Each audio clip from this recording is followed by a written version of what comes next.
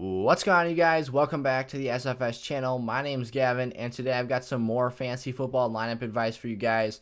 I've got my top 5 wide receivers to go out and give the start to for Week 13 NFL action. As always, if you guys are new around here to the SFS channel, make sure you've gone down, hit subscribe, and have that bell turned on so you guys are notified whenever I go live or come out with a new video.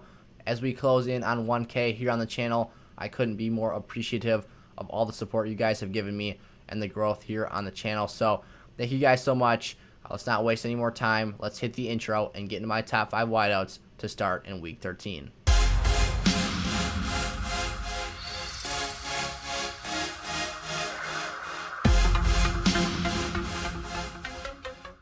All right, my first wide receiver to go out and give the start to this week is Robert Woods of the Los Angeles Rams. And this is a guy against the 27th ranked Arizona Cardinals passing defense. I think has a tremendous opportunity to post a very high ceiling here in Week 13. The wide receiver run game that the Rams have in that offense on jet sweeps and end arounds provide Woods with a very safe floor, along with that great wide receiver screen game they have on the outside edges of the field. I think this matchup, though, provides Woods with a higher ceiling than normal, despite having that great floor that he has on a week-to-week basis. The Rams and the Cardinals, being an interdivision rivalry game, have actually not played yet this season either, which I think plays to the benefit of Robert Woods and that Rams offense.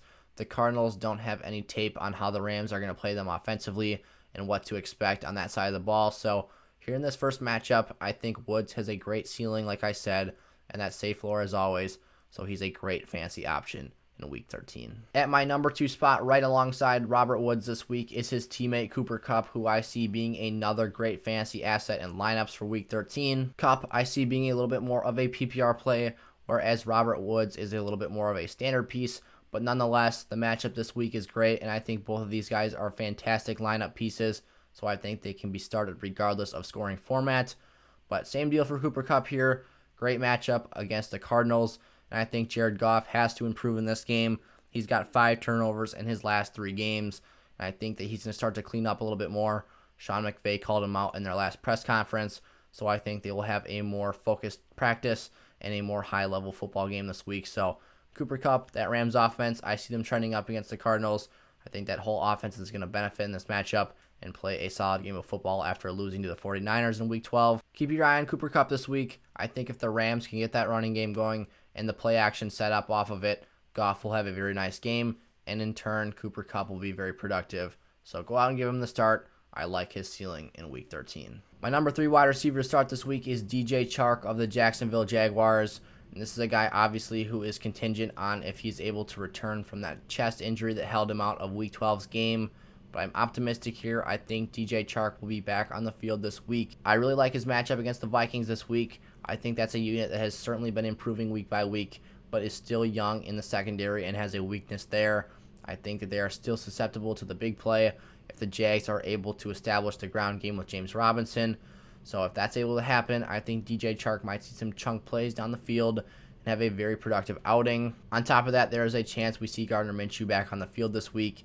And if that happens, I think that's big for Chark's lineup value because him and Minshew have had a connection and been a great fantasy combo dating back to their time together last season and early on this year. So DJ Chark, I really like him this week, and I think he has a very nice ceiling. Even if Minshew doesn't go, we saw Mike Lennon play okay last week. So Chark might have a little bit of a shaky floor this week with the quarterback play and that chest injury, but if we see him come back healthy and back to himself, along with the bonus of Gardner Minshew potentially being in the lineup, I really like his upside for this week. My next guy up on the list here is Allen Robinson of the Chicago Bears, and this is simply just an underrated player and a decent matchup that I think deserves more respect and needs to be in all lineups regardless. Allen Robinson is the only consistent player in that Bears offense that puts up starting level fantasy numbers week in and week out. At times we can count on David Montgomery to have okay numbers and be a decent level starting RB2, but for an actual elite fantasy performance, Allen Robinson is 100% that guy for that offense. Against one of the league's top corners in Week 12, Jair Alexander, we saw Allen Robinson have 8 for 74 and 2 touchdowns, which is a very great fantasy outing. The Bears are going to be able to establish the run in Week 13 against the Lions, and that back end isn't all that solid. And I think that even against rookie Jeff Okudah, if he is able to play this week, I think Robinson will still have a great day despite having good talent on the opposite side of the ball, because that offense needs to get him the football to set up that passing attack. And like I said, if the ground game is established, the Bears play action game will work, and that works greatly to Robinson's benefit. So I like him this week. I like him every week. I think Allen Robinson is a bona fide wide receiver 1 in fantasy football the rest of the season. It needs to be in all lineups from here on out going forward down the stretch. My last guy on the list this week is Michael Thomas against the Falcons, and in their first matchup this season, Michael Thomas went for 9 for 104 yards against Atlanta. After that game, Michael Thomas was trending up in fantasy and looking like himself from last season finally, but this week he is starting to trend down again after a quiet game against the Broncos at Mile High Stadium, which is a very tough place to play to begin with. For a guy who has missed the majority of the season with injuries, I would expect his conditioning to not be quite up to par with the rest of his teammates, so that's a little bit of a curveball for him to begin with there. But on top of that, the Saints just walled the Broncos in that game.